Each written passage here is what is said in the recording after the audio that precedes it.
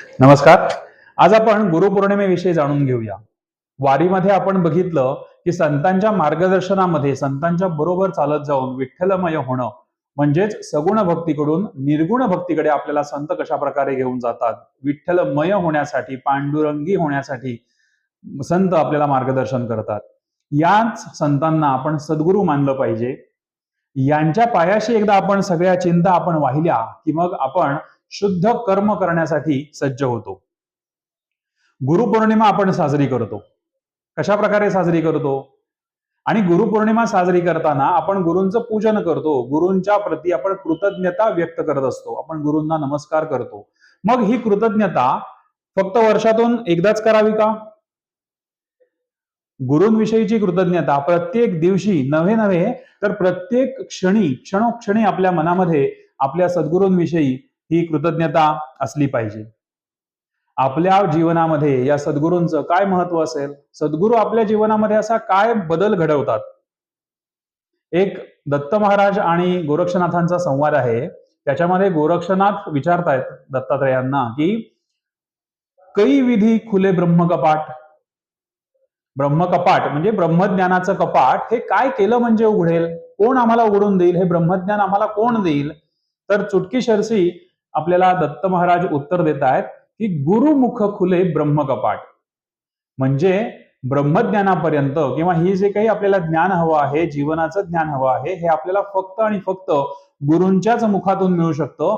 सद्गुरु कृपेशिवाय आपल्याला कोणत्याही प्रकारचं ज्ञान किंवा ब्रह्मज्ञान हे आपल्याला प्राप्त होऊ शकत नाही.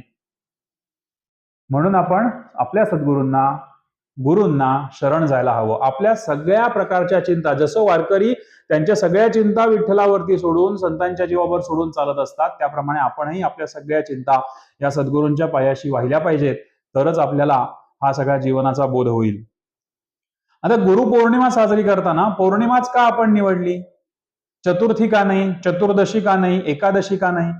पौर्णिमेचं असं काय महत्व आहे की ज्या दिवशी आपण गुरूंविषयी कृतज्ञता व्यक्त करतो आहोत, तर याचा थोडासा अर्थ आपण असा घेतला पाहिजे की पौर्णिमा म्हणजे पूर्ण चंद्र आहे. पूर्णत्वाची भावना या पौर्णिमेमध्ये आहे. आपण म्हणतो पूर्णमदः पूर्णमिदं पूर्णात् पूर्णमुदच्यते पूर्णस्य पूर्णमादाय पूर्णमेवावशिष्यते. पूर्णातून पूर्ण वजा केला किंवा अधिक केला तरी पूर्णच उरतोय, शेष बाकी पूर्णच उरतोय. जे काही घडेल ते सगळं पूर्णच घडतंय. त्याच्याविषयी आपण नंतर एकदा बोलू, पूर्णात पूर्ण मुदच्यते याविषयी. पण ही भावना की जसं पौर्णिमा ही पूर्णत्वाची भावना आहे आणि असं पूर्णत्व सद्गुरू आपल्या जीवनामध्ये आपल्याला मिळवून देण्यासाठी मार्गदर्शन करतात. आपला हात धरून आपलं जीवन पूर्णत्वाकडे नेतात. म्हणून आपण पौर्णिमेच्या दिवशी या सद्गुरूंची पूजा करत असतो. आता हे सगळं करत असताना भगवंतापर्यंत नेण्यासाठी सद्गुरू आपल्याला जे जे काही आवश्यक आहे ते सगळं भरभरून देतात. अगदी सगळं म्हणजे सगळं देतात सद्गुरू आपल्याला.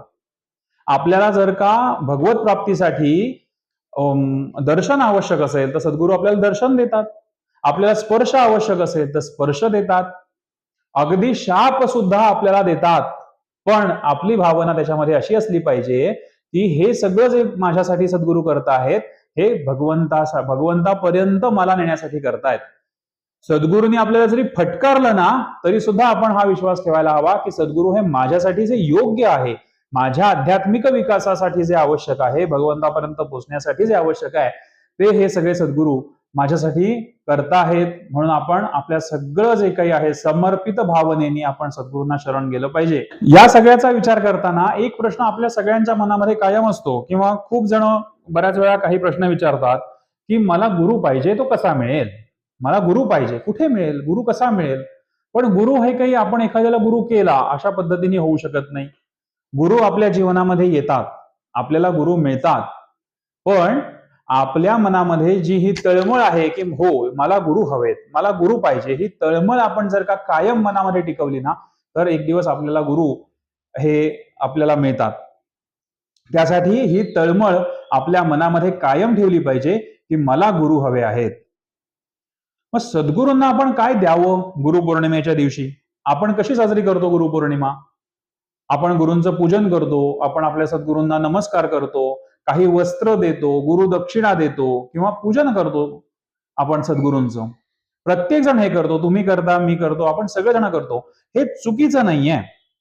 पण या सगळ्या गोष्टींमुळे आपले सद्गुरू संतुष्ट होतात का, किंवा याच गोष्टींमुळे संतुष्ट होतात का, हाही विचार आपण करायला हवा. या सगळ्या भौतिक गोष्टींमुळे आपले सद्गुरू प्रसन्न होतील?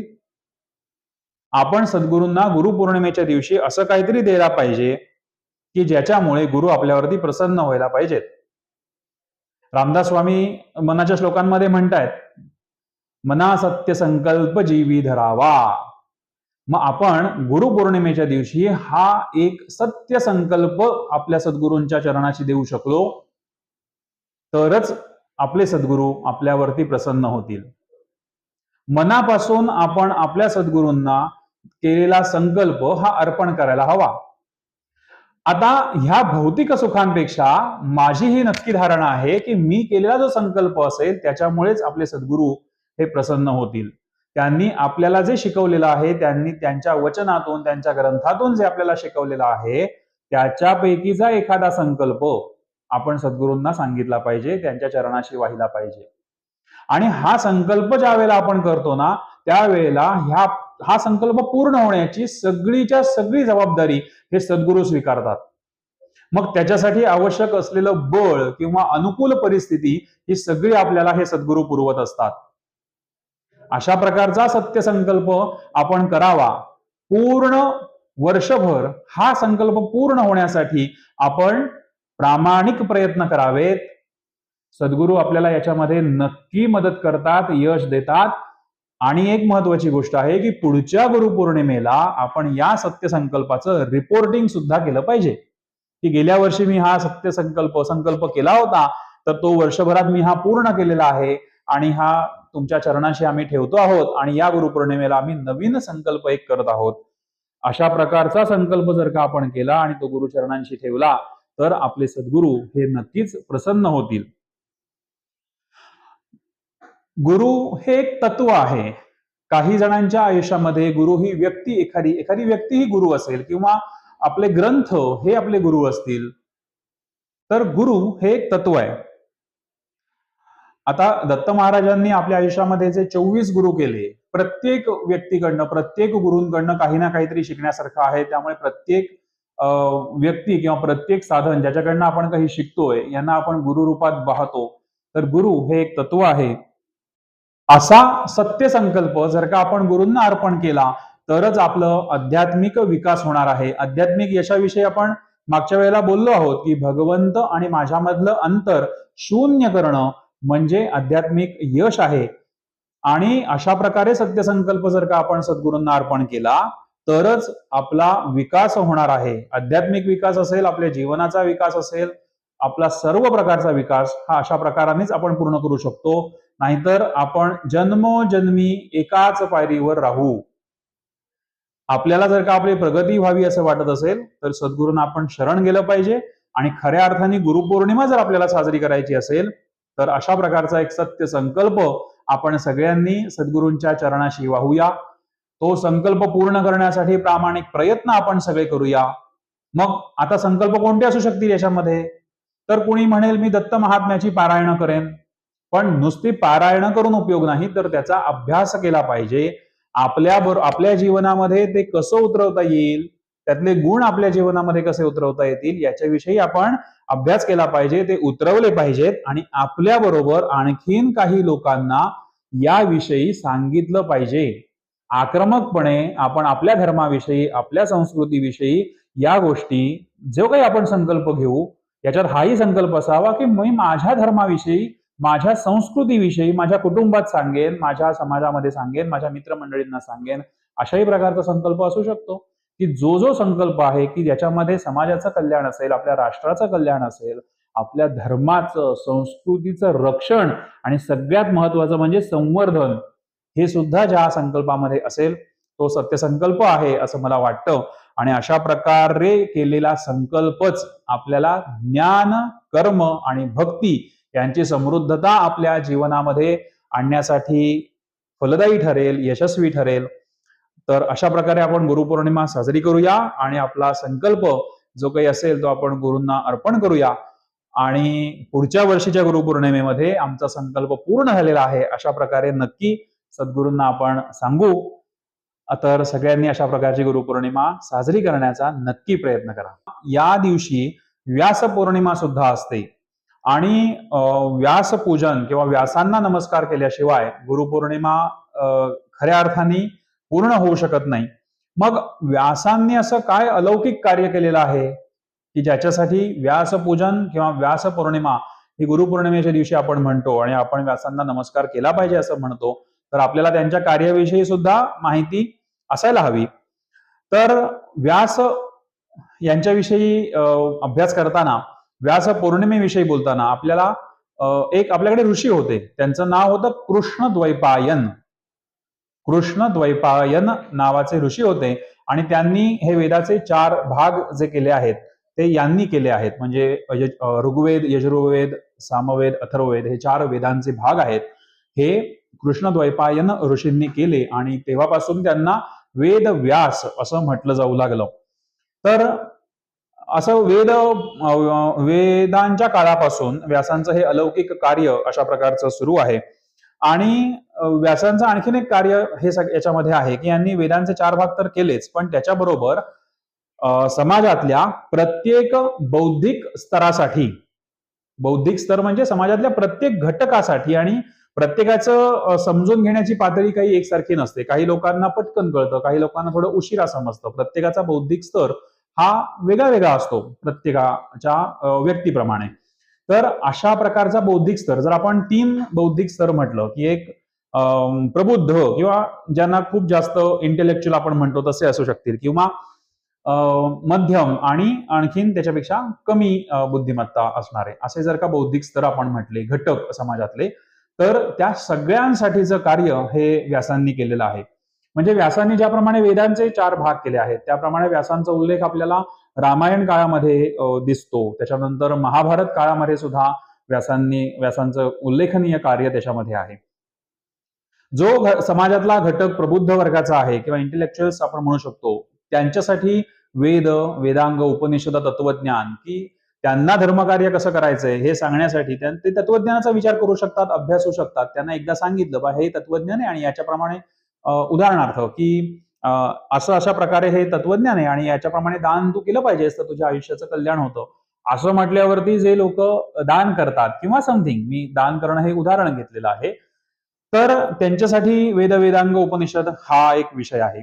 त्याच्यानंतर ज्यांना असं समजावं लागतं की बघ त्यांनी केलं, त्यांना याचा फायदा झाला म्हणून तू कर. म्हणजे थोडक्यात काय, तर एखाद्या व्यक्तीला उदाहरण देऊन काही सांगायची ज्या वेळेला वेळ येते, त्यांच्यासाठी मग रामायण महाभारतासारख्या, महाभारतातल्या काही गोष्टी अशा आहेत की बघ धर्मराजांनी, युधिष्ठिरांनी हे सगळं फॉलो केलेलं आहे, त्यांनी दान केलेलं आहे, त्यामुळे त्यांना हे सगळं प्राप्त झालंय. उदाहरणं बरीच आहेत त्याच्यासाठी. तर म्हणजे दुसऱ्या एका व्यक्तीचं उदाहरण दिल्यानंतर ज्यांना पटतं की हा त्यांनी केलं त्याचं भलं झालं म्हणजे मग मला केलं पाहिजे, अशा दुसऱ्या एका घटकासाठी, समाज घटकासाठी किंवा ज्ञानाच्या बौद्धिक पातळीसाठी त्यांनी महाभारतांसारखं त्याच्यामध्ये लिखाण केलेलं आहे. आणि एक घटक समाजामध्ये असा असतो, समाज घटक किंवा बौद्धिक स्तरावरचा असा एक घटक असतो की ज्यांना काहीतरी थोडीशी भीती दाखवली पाहिजे, आपण म्हणतो ना लालूच दाखवली पाहिजे की तू असं असं हे कर तर तुझं असं असं होईल, किंवा हे तू नाही केलंस तर मग तुझं असं होईल. म्हणजे आपल्या हिंदू धर्मामध्ये अनेक पुराणं आहेत बघा, की त्या पुराण गोष्टी काय आहेत, प्रत्येक ठिकाणी अनेक पुराण आहेत, अनेक गोष्टी अशा आहेत की तू असं असं कर, ही पूजा कर, ही नाही केलीस तर तुझं ते अमुक अमुक असं कामच होणार नाही, किंवा अमुक एक काम व्हायला हवं असेल तर तुला ही पूजा केलीच पाहिजे, तू ते करत नाहीयेस ना म्हणून तुझं हे काम होत नाहीये. अशा प्रकारे काही गोष्टी समजवाव्या लागल्या, त्यासाठी पुराणं सुद्धा व्यासांनी लिहिलेली आहेत. म्हणजे वेद काळापासून पुराण काळापर्यंत हा मधला अनेक युगांचा काळ असेल, हा व्यासांनी वेगळ्या वेगळ्या सामाजिक बौद्धिक स्तरांसाठी, समाजातल्या घटकांसाठी हे मोठ्या प्रमाणावरती लिखाण आपल्याला महर्षी व्यासांचं दिसतं. व्यासांचा विचार करताना आपल्याला वेदकालीन काळापासून पुराण काळापर्यंत मग आपल्यामध्ये बुद्धीचा भेद करणारी अनेक लोक असतात.